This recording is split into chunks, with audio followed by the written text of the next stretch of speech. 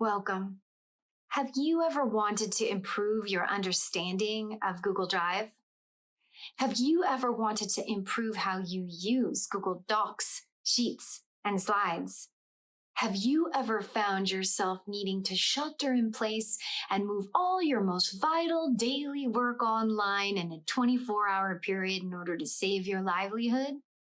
If you answered yes to any of these questions, then this is the course for you. Has something like this ever happened to you before? Karen, thank you so much for your help with Google Slides. I couldn't have done this without you. This is such a difficult time.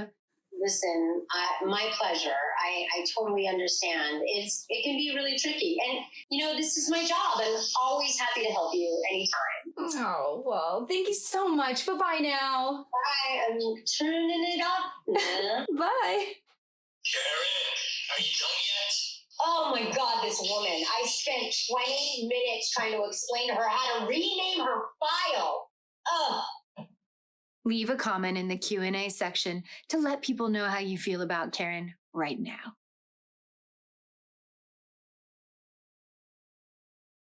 Students, I'm Miss V.